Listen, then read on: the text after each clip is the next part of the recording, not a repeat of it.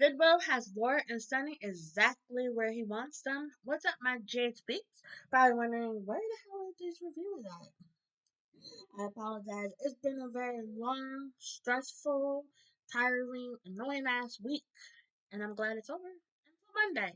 Yay! I might get Brett Westmore drunk today. That's how my week has gone. But this I guess kind of just some thoughts and a mini review with some thoughts about some stuff that happened this week. No particular day exactly.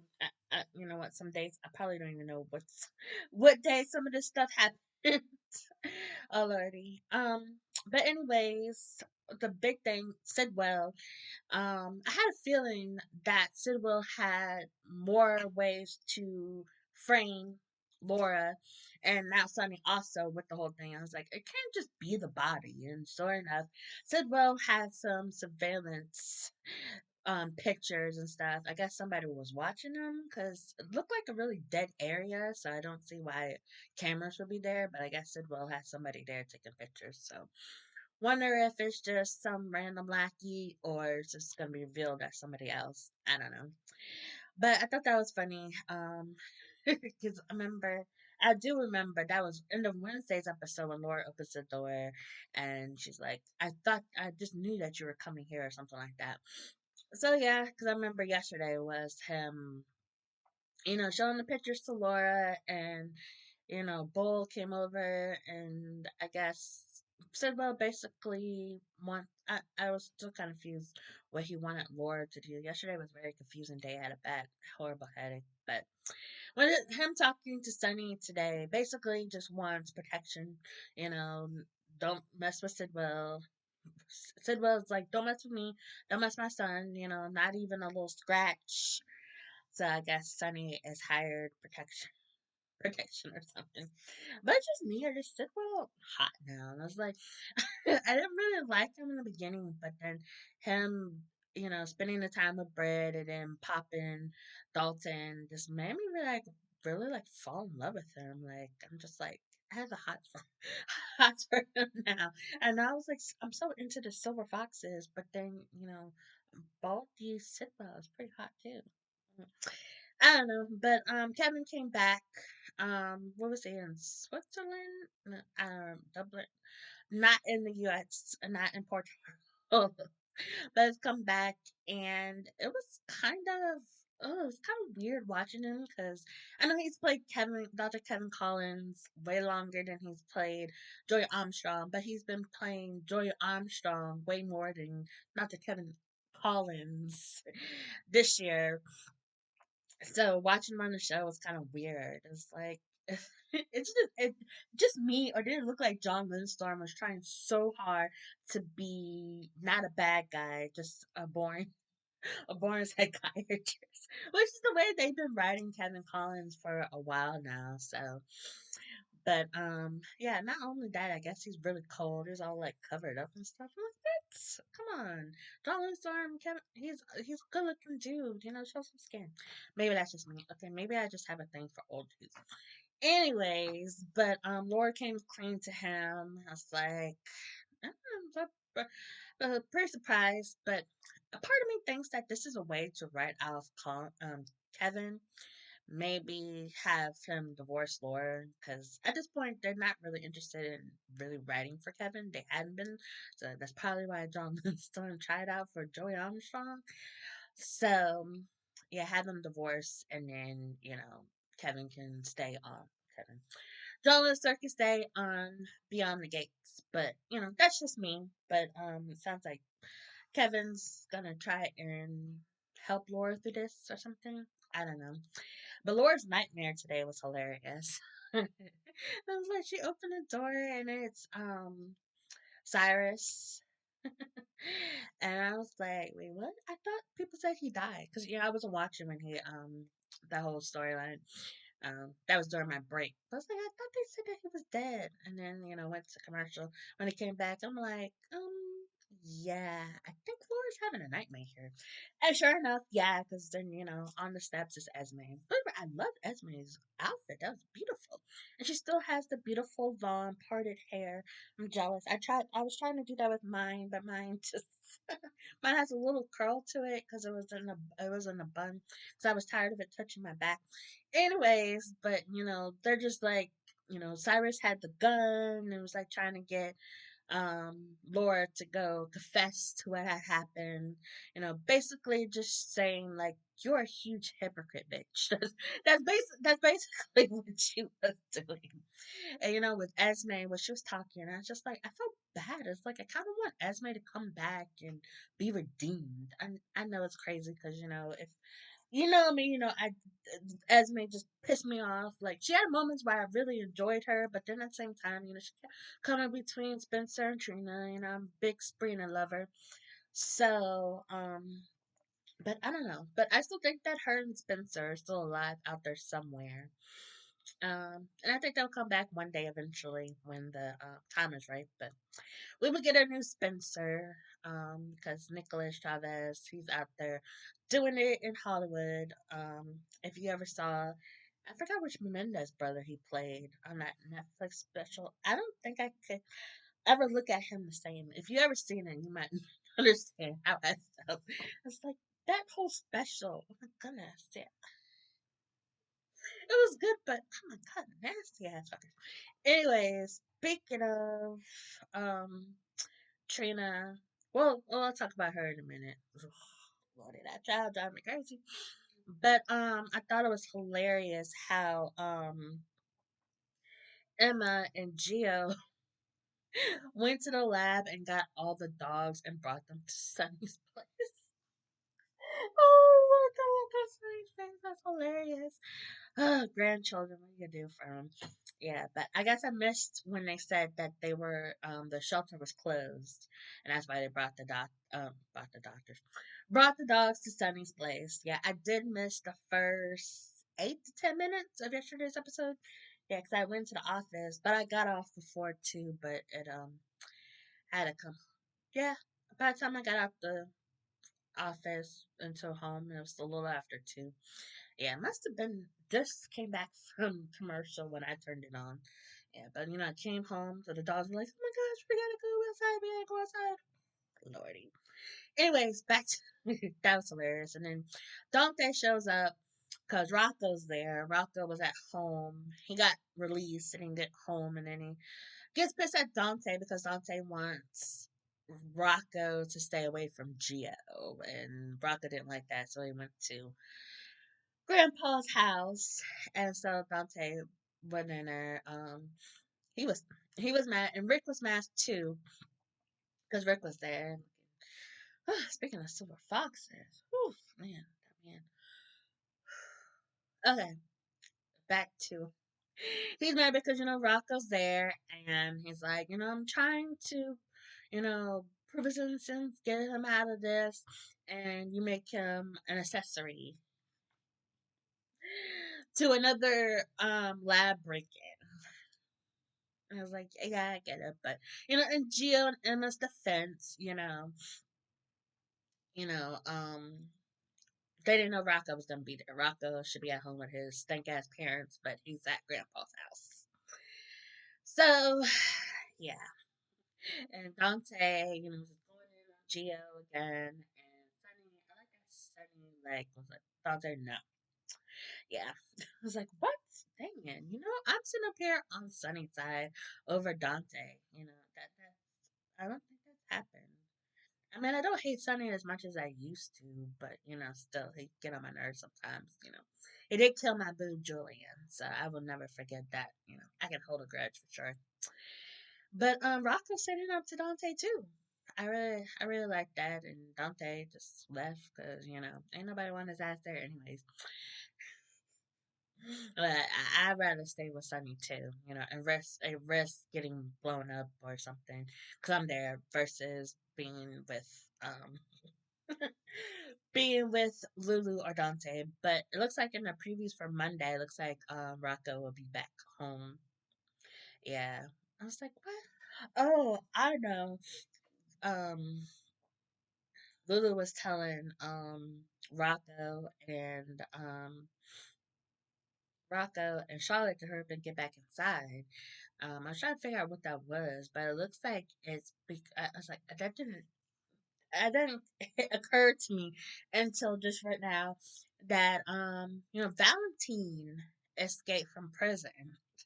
So maybe Lulu finds out about that and she gets all worried and wants, especially Charlotte, to get out because she doesn't want um, Valentine to come and take Charlotte again. But yep, he appeared at the end of today's episode when Carly came home. She went to the hospital to talk to Lucas. I was wondering about soap operas going, well, not CBS soaps because they don't like their first responders, but on General Hospital and Days of Our Lives and Beyond the Gates too. People always go to the hospital to talk to people that work there, even though they don't need actual help. And so the few times I've gone to the hospital, it's like I never really see a way that you can get in and back to talk to doctors unless you're actually being seen. But then again, that was me being in the ER, not going to like the regular floors or anything. But anyways, yeah, she was upset that Lucas didn't come to Thanksgiving, but yeah, just had the same um conversation, and Felicia was there for like 2 seconds or whatever. She had just went to see Maxie. Nothing much happened, and Carly comes home and she's ready to attack whoever with a fire poker, and saw somebody's outside, but then Valentine comes up from behind her and stops her before she attacks him. And because it looks like Valentine already been attacked. It looks like somebody attacked him, probably in prison, probably on Brennan's orders or Sidwell's orders or something. Somebody's orders. Yeah, because he looked horrible and he's all broken out. And it's like, no, go find Anna. You have to go find your girl, even though she little ass for, just letting you go get locked up, not try to break you out or anything. Anna's not a true ride or die, but I just love her and Valentine. She could make it up to him later. Maybe she'll go down on him like he went down on her. I still remember that morning. Valentine woke up and wanted some pie.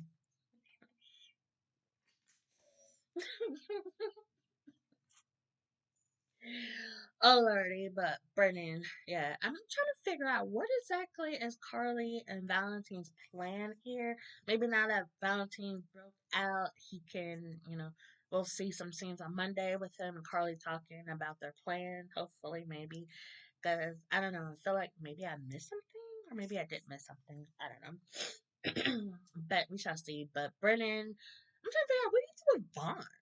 He had some dudes take Vaughn away, and so still haven't seen him. But I finally saw Jocelyn tonight. Tonight, today. It's not nighttime here. It's just really dark and gloomy because of we had a light dusting of snow, and then it turned all to rain. It's like icy rain or something, and it's hella cold, and my dogs do not care that it's below freezing. Anyways, I don't know. I guess they're from the north. Yeah, anyways, get to the point. So Jocelyn kind of filled Trina in with what's going on. Not the full truth, of course, but Brennan texts her to come into the office. And it was nice to have a little girl chat with because Trina's been getting on my damn nerves. So seeing those scenes with Josh, makes me like, okay. And then Kai came out afterwards, and Kai's butt was kind of nice in those sweatpants, but not all that cute. Anyways, so Brennan is basically threatening Lulu, Jocelyn to keep in line, or he's gonna send her to some base in Finland or whatever, because he's mad that Jocelyn slipped Emma and Gio the address to that other lab to steal the dogs. So, Jocelyn was talking about, finding whatever Sidwell and stuff is working on and destroying it. But then Brennan says that the WSB wants it for themselves to use it for something, and he says it's classified because Jocelyn was trying to figure out what it was. But lordy. So now I'm thinking because I still feel like Brennan's a bad guy somehow. Yeah, it seems more and more so.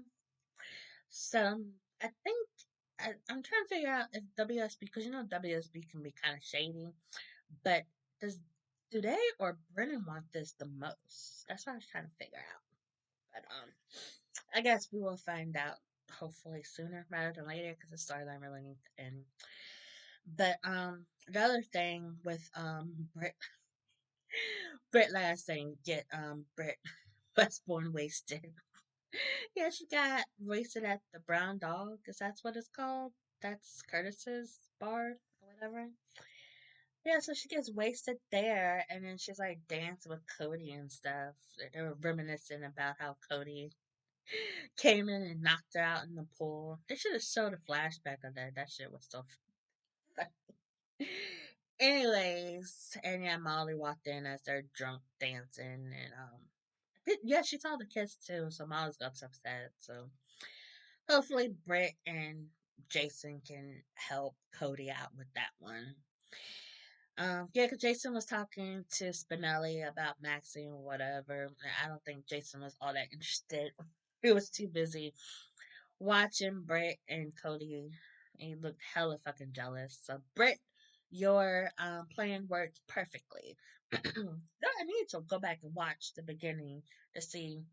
I missed part of that because wondering did she talk to Jason first before she started talking to Cody? But I don't know. But I love the sweater she had on. That was cute. It was little side showing a little shoulder. Showing a little skin for Jason. But she was trying to order some more booze, but Jason took her home, and she's like, "It wasn't even last call."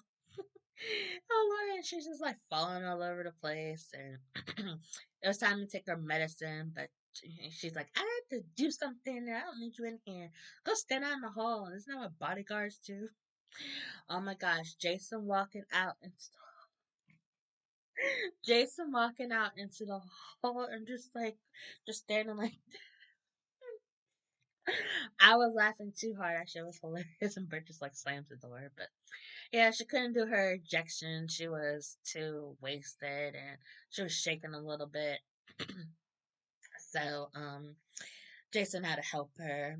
And I thought that was the point where he was gonna figure out that she doesn't really truly need the medicine. But I don't know. That's gonna come, I swear. It's gonna come. I think the medicine just mirrors Huntington's, but we shall see. And she's just like lays down. She's like, I can't believe I showed you my stomach. And I'm like, girl, he's seeing more than just your stomach. I know it's been a while, but yeah, he tucks her in and turns off the light and he takes his coat off and just sits in the chair. I'm like, what? Go cuddle with her. Britt needs some good cuddling.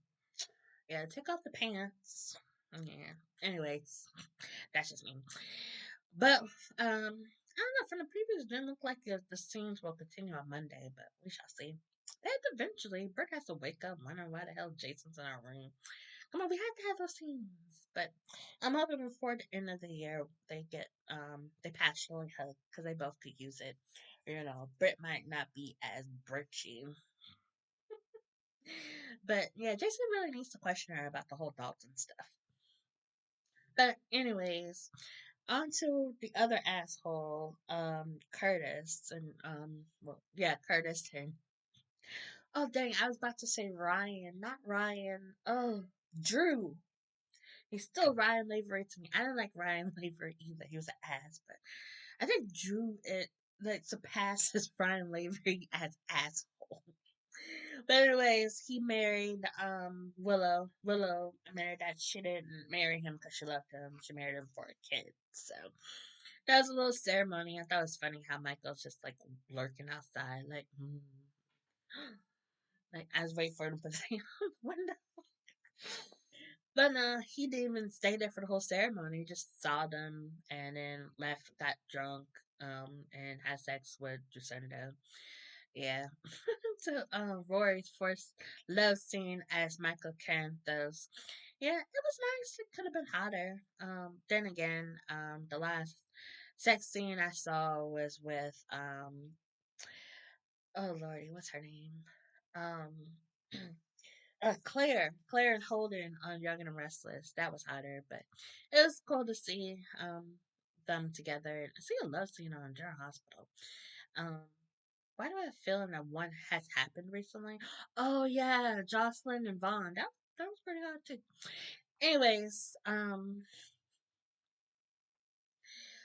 oh yeah, we got married, and oh, really loved Nina's hair. It was really cute, and Nina got a beat down from Portia because Ava told Portia that Nina threw on her bus, but she's like, no, she told a third party, and they told um Alexis, and Portia's like, and that's supposed to make it better.